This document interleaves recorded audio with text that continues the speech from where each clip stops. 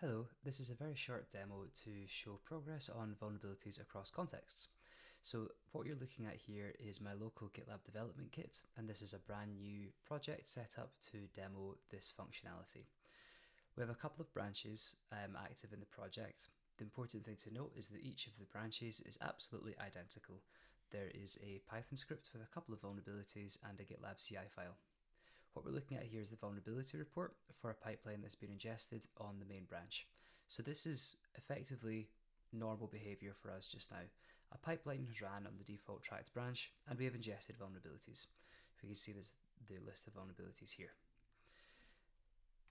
This corresponds to this Python file with these vulnerabilities on lines 13, 18, and then a low debug vulnerability here on line 22.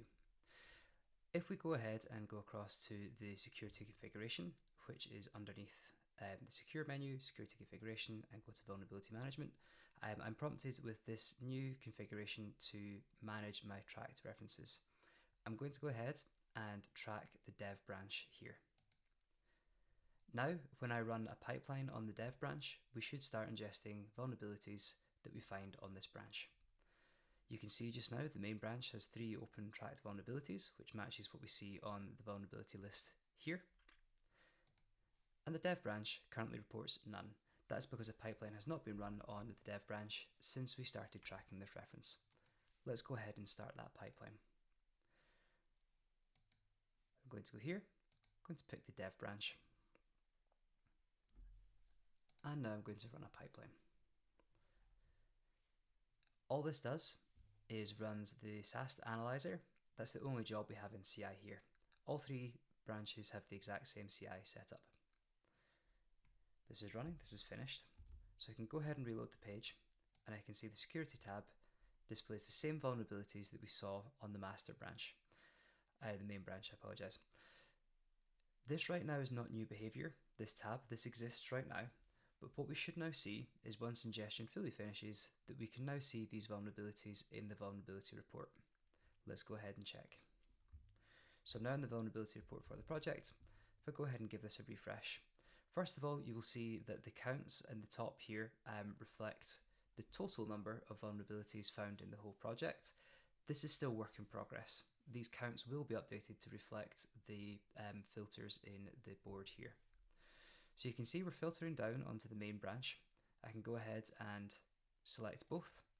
And now I can see the vulnerabilities from the dev branch. You see the dev and the main because that matches the filter we've got here. Great. I'm going to go ahead and update some code on the main branch and I'm going to remove one of these vulnerabilities. So let's go ahead and edit on the main branch this one file.